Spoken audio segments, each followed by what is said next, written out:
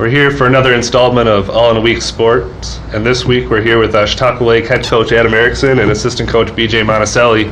The Thunderbirds coming off a pair of big wins with returning to football this year on their own. Adam, what's it been like just the last month and a half or so? How rewarding has it been to see the growth 6 weeks or so? I think the biggest thing, for Coach Monacelli and I is just seeing the kids buy into what we preached on day one. I think how we approach things is we both agree that we're trying to make it as high a level program as possible. And some of the kids, I think, were shell-shocked at first, but now they're really just starting to buy in, and they're making themselves accountable. If we have to do a few extra things, they're going down there and stretching, and they're not just doing it short change, they're actually doing it right. So I think that's the most accountable thing. Mm-hmm. And this question's kind of for both of you guys, but I know you guys both played and coached at the collegiate level. Mm-hmm. How much do you think that prepared you for kind of taking the reins at Chautauqua Lake this year? Well, for me, it's something that I guess, and I don't want to speak for BJ too much, but that's all we know, and we told our kids, this is the bar we're going to set, and we want you to come to that level, because as soon as they get to that level, you can keep climbing. Mm-hmm. And I know myself and BJ is the same way. We try to keep that bar, and they keep climbing. Mm-hmm. So yeah, college experience definitely helps.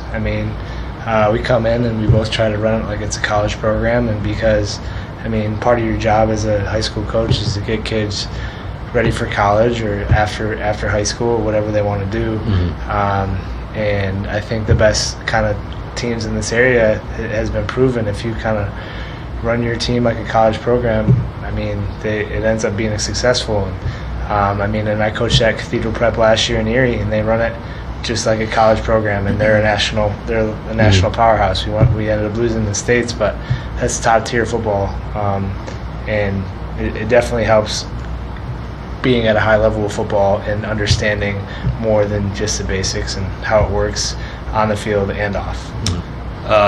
Last spring, I was at a Maple Grove board meeting when they were talking about the split, and you played with them for a couple of years because of numbers. Speaking a little bit about college and what have you, how much recruiting went into last spring and the summer trying to get the numbers up? Well, being a phys ed teacher at Chautauqua Lake does help. I went into the lunchroom a lot of times, and I just told them, hey, come to my office, try on a jersey, and just write down your favorite number and what size you are. And half the kids didn't even know really how to put on pants, I think. But it's just getting numbers, and then, you get a certain group of friends, and then, two shy kids might ask to play later. And, with a sport like football, you're never going to say no.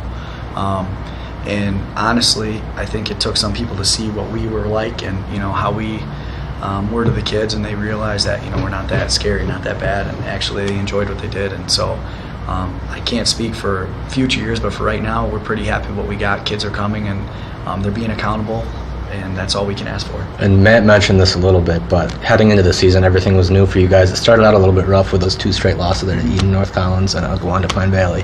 But how happy are you with the way the guys have kind of handled that early season adversity here with these 2 wins in a row? Well, 2 weeks. We watch a lot of film.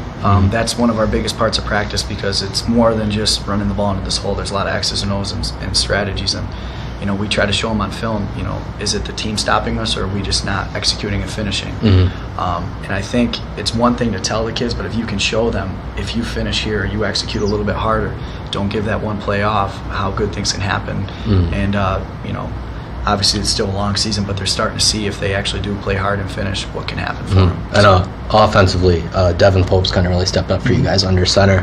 What's kind of impressed you the most about his progression through these first couple of weeks here in 2016? He's definitely a student of the game. Like, when he has a prep period, and if it matches up with mine, I'll bring him down. And I ask him, because one thing I think is out of good coaching is you have to know what your players are telling you. Mm-hmm. And I ask him, what do you see? What works for you? And he tells me, and I try to work the game plan around it. And he's also a special kid. Mm-hmm. He does put the team on his back, but it also inspires the other ones to be good players too.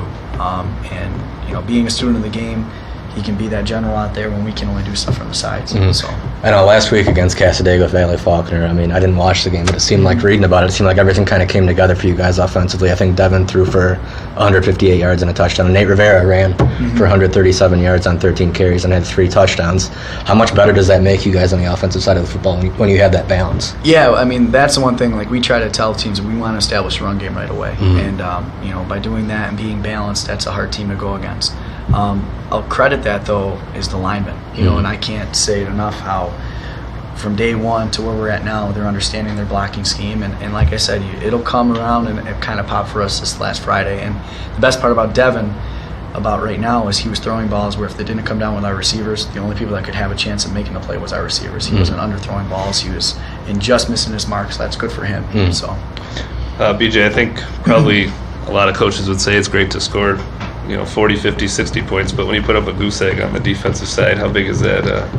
Yeah, it was exciting, and it was obviously my first shutout as a defensive coordinator, and it's a real tribute to those guys. And coming in with a new system, and I mean, some of the kids knew Coach Erickson's offensive system from last year, from playing JV and whatnot, but coming in with me coming into the system and the coach this year, they really haven't had a system like mine, and actually learning a real system. And I teach it just like I would if I was teaching a college program. That I don't teach it any different, because I think that's how it should.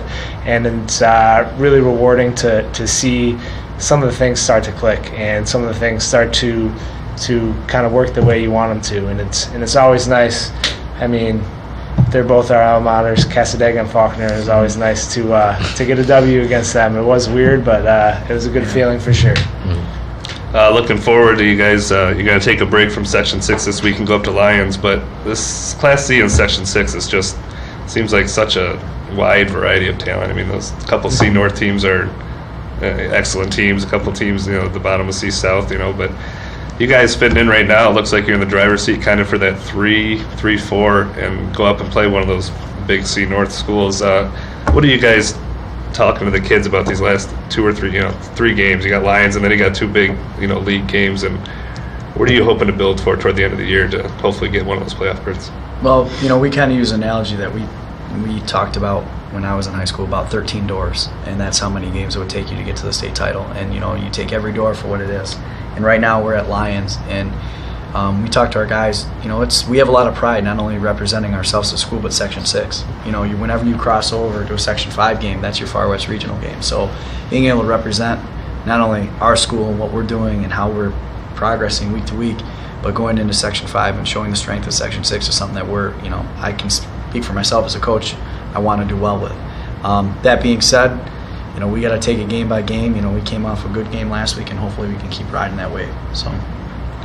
All right. Well, we appreciate your time tonight. Good luck against Lions this week, and then going on the rest of the season. Okay. Thank you, guys. Thank you.